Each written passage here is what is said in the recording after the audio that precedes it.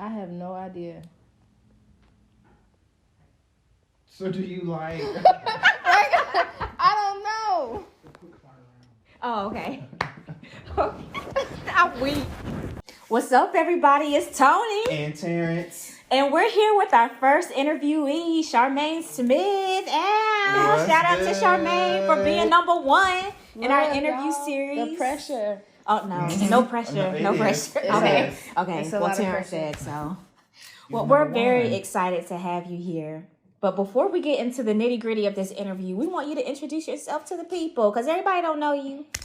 Well, my name is Charmaine. I went to school with Tony and Terrence. I now work at Capri Beauty Salon. I'm a natural hair care stylist there.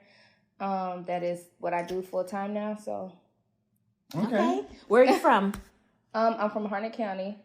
Spring Lake. No. Okay. No. He got hype. A little Thought somebody else could relate. I thought so.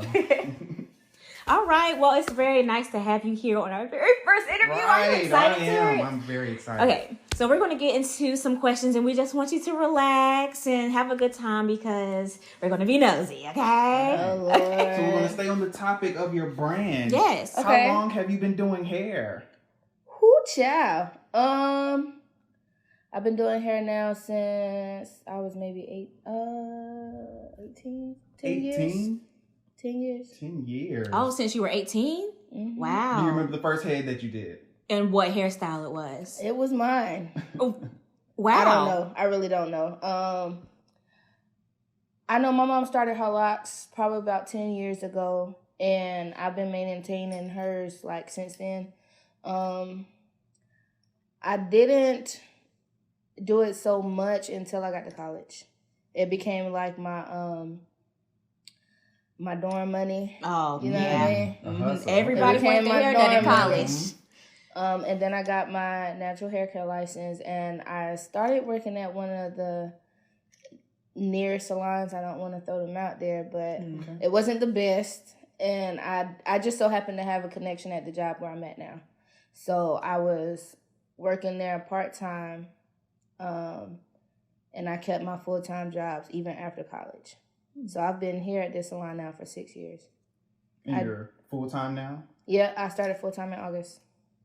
What made you so passionate about doing other people's hair for you to be able to do it full-time? Well,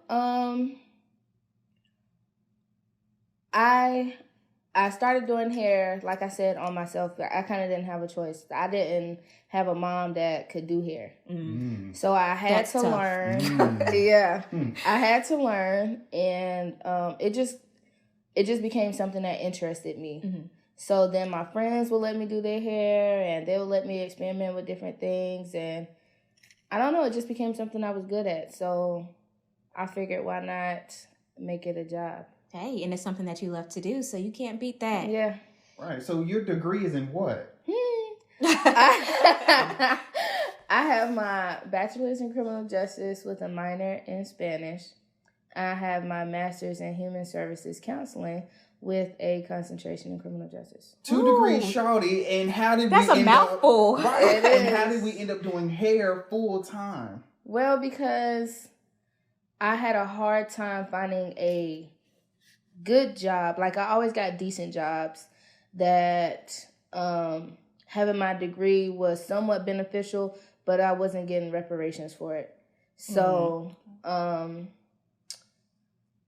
it was just, I don't know, I felt like I was kind of being cheated by the system, really. Like, I went and got these degrees, and then I did my internships. I did everything I was supposed to do when I was in college. Internships, mentorships, all of that. And even still, when it came to finding a job in my degree field and getting paid for the knowledge I had, I wasn't You weren't happy with that. I wasn't getting it at all. I was still getting paid like anybody else who just came in with experience and no education. Wow.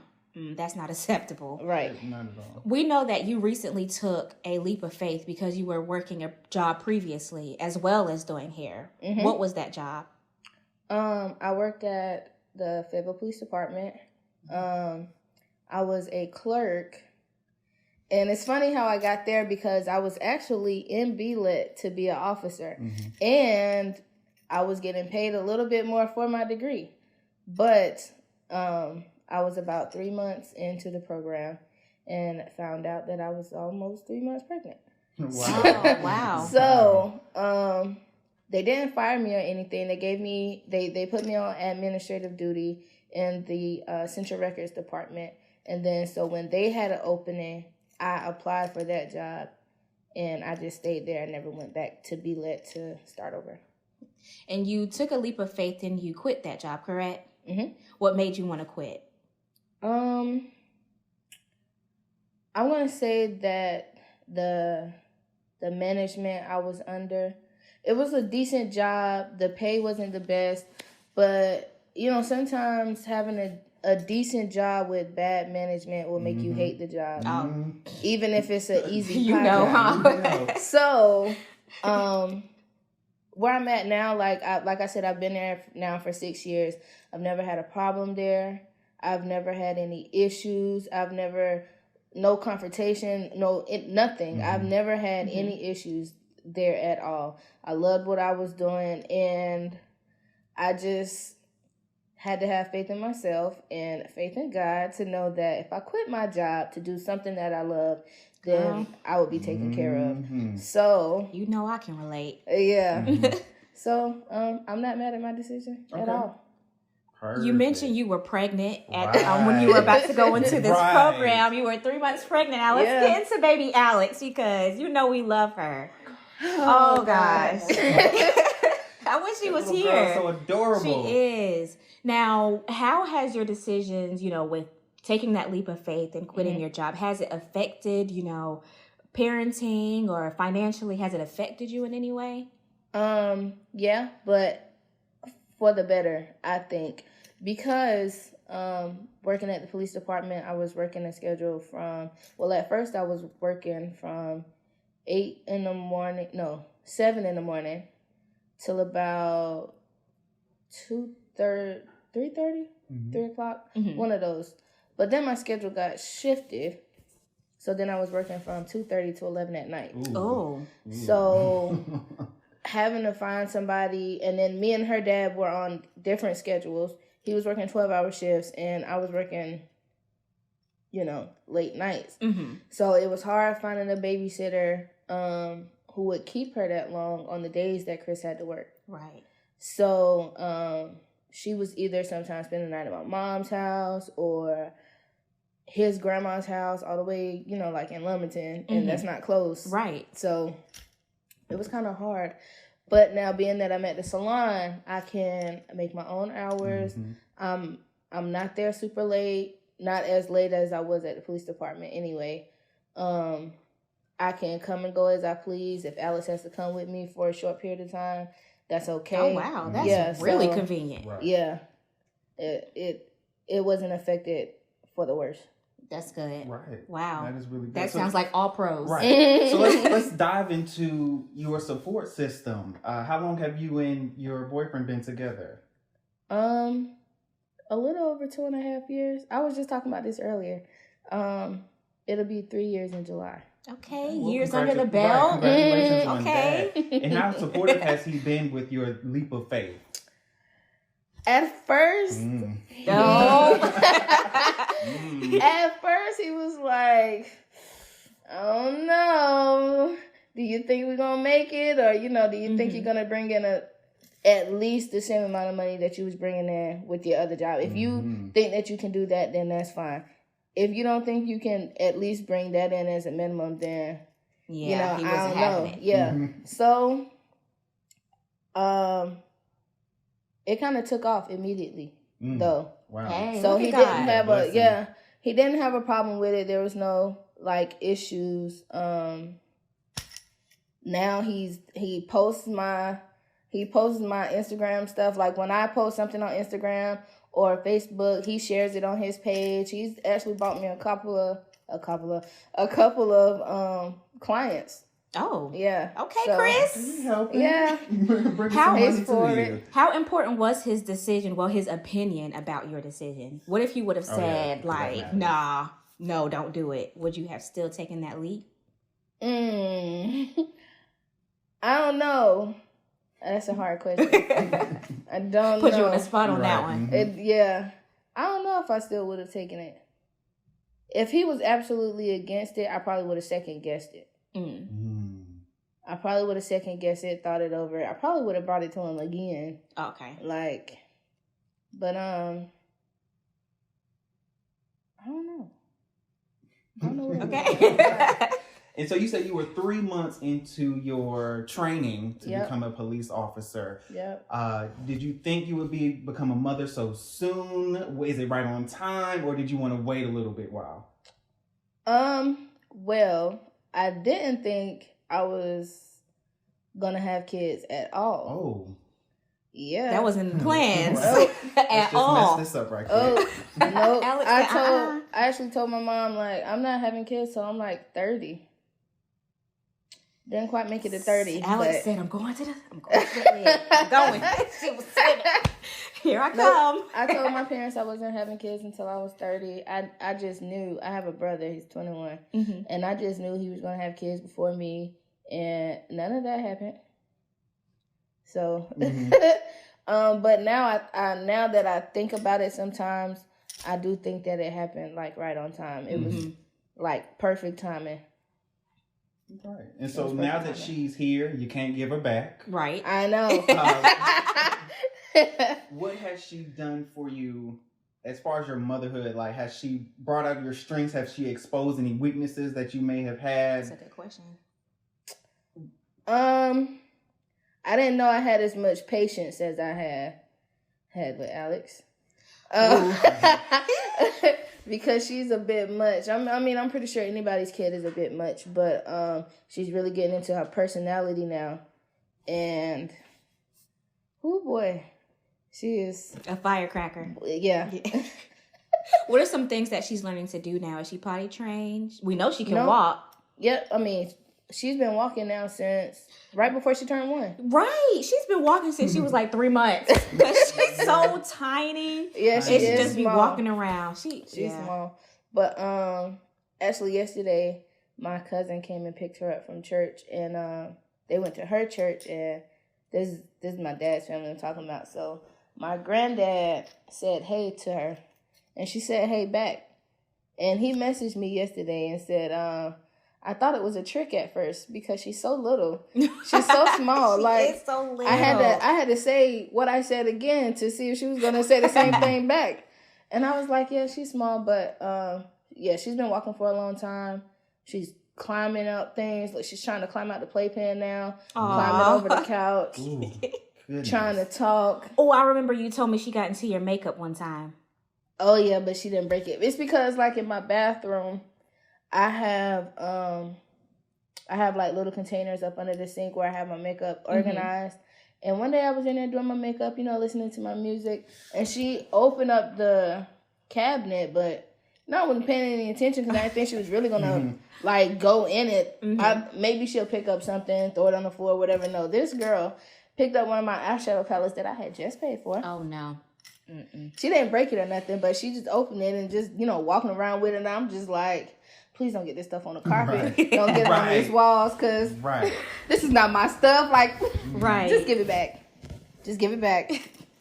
We've seen an episode of Blackish, and it was talking about black hair. Now, you're raising a daughter. Now, are you looking forward to doing her hair, or is she going to be natural, relaxed? How are you going to bring her up as far as hair? I'm excited. When I found out I was having a girl, I was like, yes. I got a live mannequin. Oh my God. I've never heard it. I've never heard it being put that way. I got a live mannequin.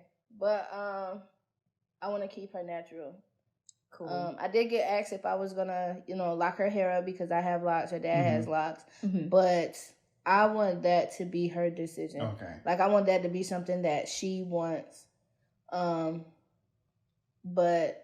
I tried little regimens and stuff like that with her now. And so she knows what products and stuff go in her hair. Like, okay, I have like a little spray bottle. It's a conditioner by Tallywide, and I spray it on her hair sometimes. Massage it in her hair. Right. I so can the just see other her day, now. she took it and she's just like dabbing it on her scalp, not knowing that you're supposed to spray it. Dabbing it. Yeah, she's just taking the nozzle. She's just dabbing it on her scalp, and I'm like, what is she doing? Why does she know that goes in her hair? Mm-hmm.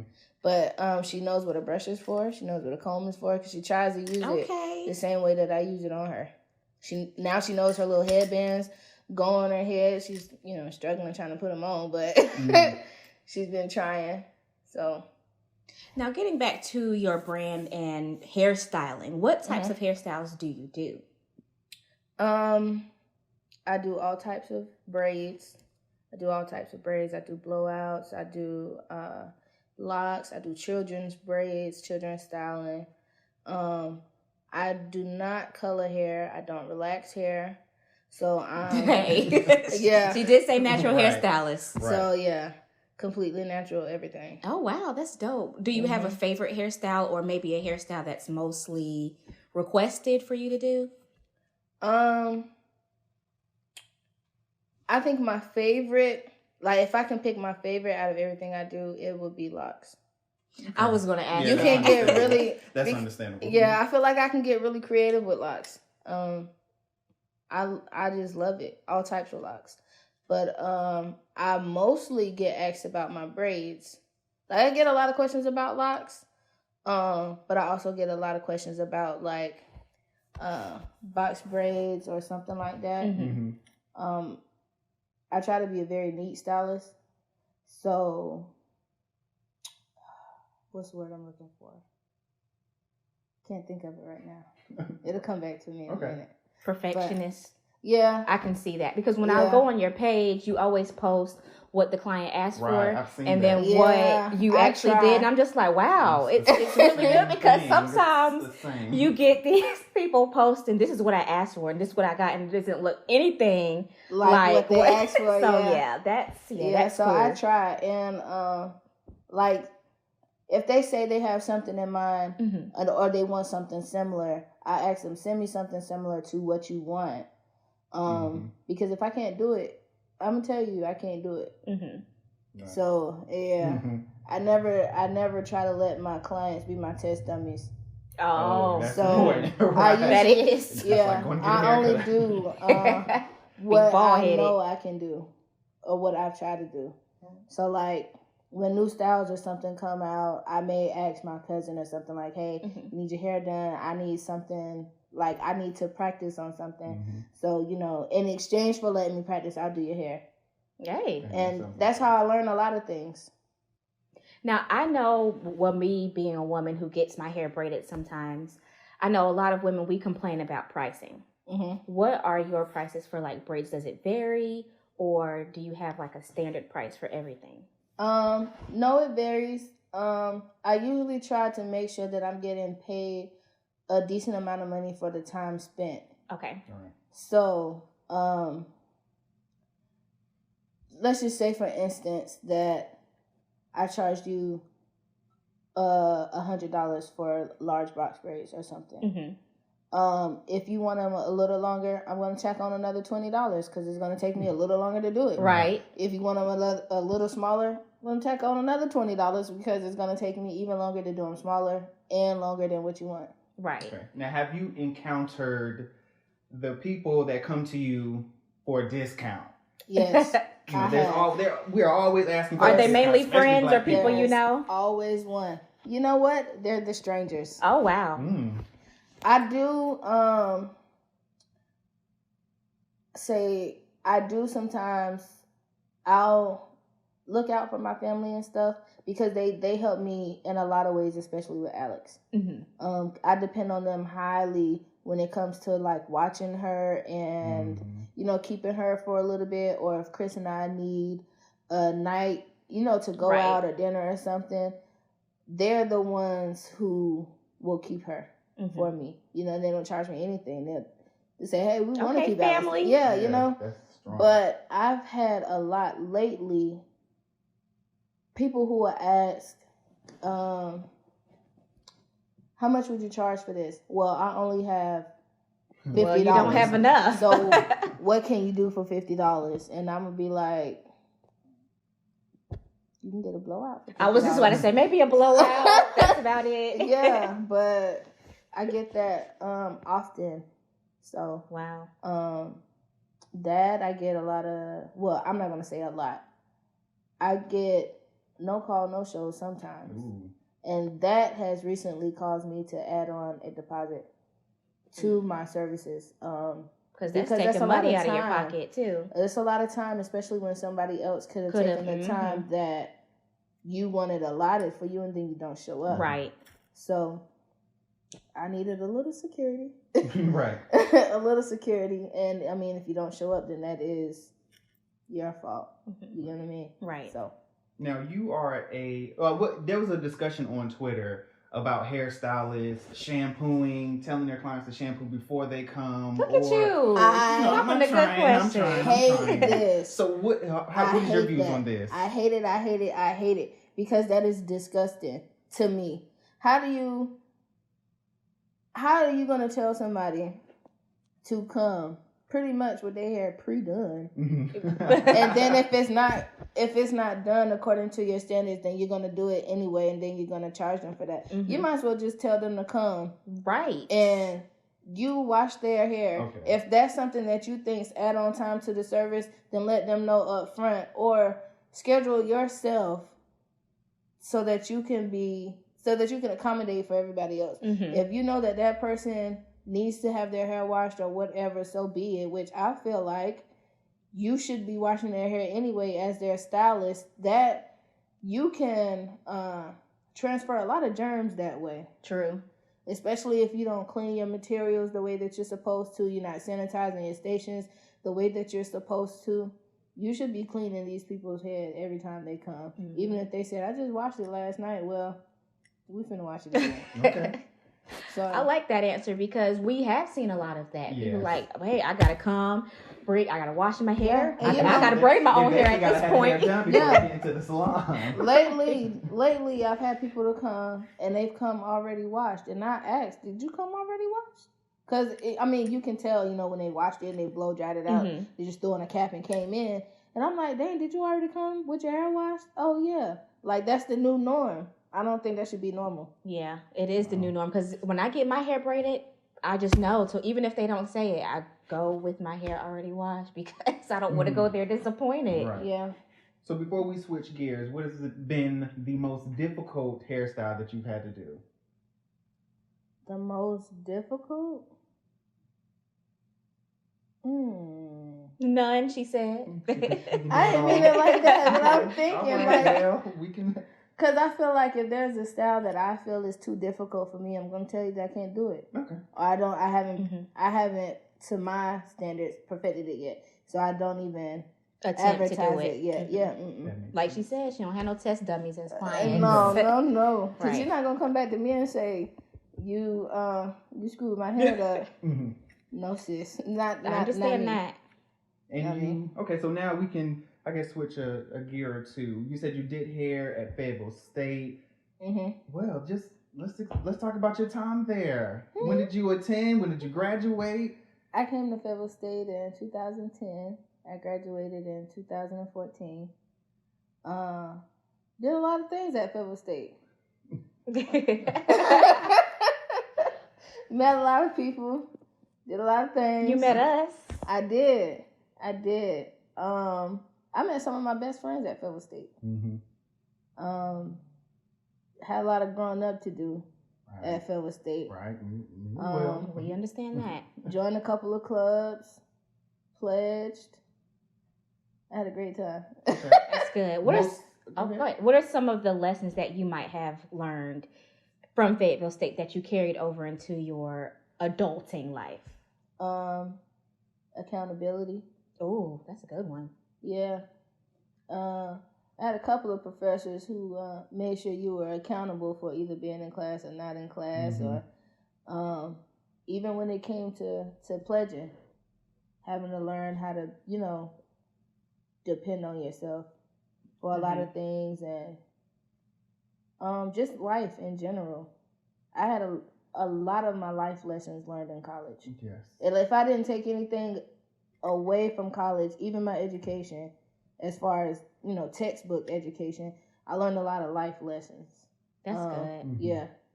And I think that's one of the major parts about college.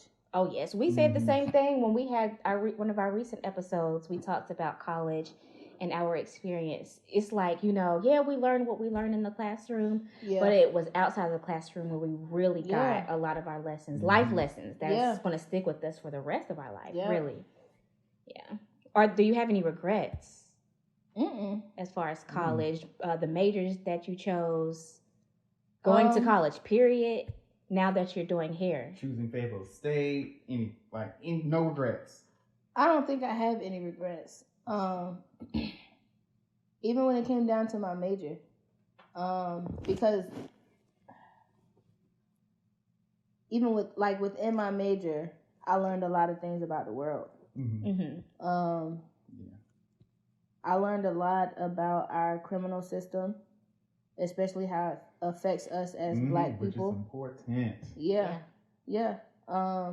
And then along with that, I was in the NAACP. So I did a lot of work within the Black community, I feel like, anyway. I did a lot of community service, especially on MLK Day. I'm pretty sure Bevel State is doing something right now. A day on. We were supposed to go. Right. We had other plans. Right. Oh, Lord. All right, so before we wrap up our first interview series, this was really dope. This was. We're going to have a firing squad round, which is going to ask you a bunch of random questions, and you just got to answer them as quickly as possible. Got it. All right, so we're just going to bounce off of each other. Okay. Right, favorite color? Purple. Greatest of all time. Greatest of all time, what? Who? To you. Who's the greatest of all time?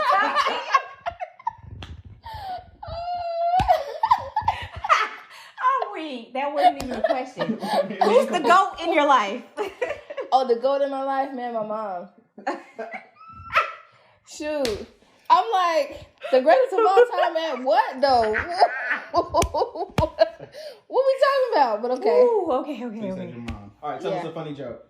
I don't know any jokes. I feel like such a lame. I don't know any jokes. Okay, what is your pet peeve? I hate to hear people when they're eating. Oh my God. That's mine. I cannot see how people watch those stupid videos of people eating and then satisfaction to them. That shit gets I tried and I cut it off after 2 seconds.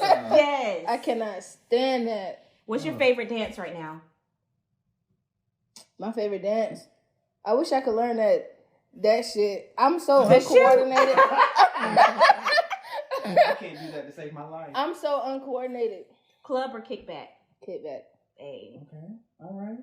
Well, that brings us down to the end of this interview, y'all, with Charmaine Smith. But before we get out of here, give them your social media handles and where your shop is located. Oh, okay. So I'm at Capri Beauty Salon. I'm located at 6041 Morganton Road.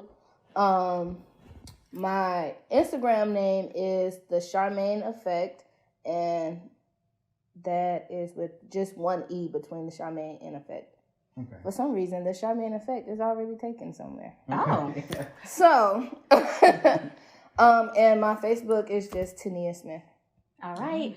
Well, we're going to take you guys out. We'll take you guys out. Take you guys out the same way that we usually do. If you don't follow us on social media, then what you doing? Absolutely nothing. Make sure you follow Tony and Terrence on Facebook, Instagram, and Twitter. Also, check out our beautiful website at www.tonyandterrence.com, where you can also buy you a lovely Tony and Terrence Love t-shirt for the low price of $20, because we still got them bills to pay. Right. All right, y'all. This brings us down to the end of our first interview. Right. It's Tony and Terrence and Charmaine. We out.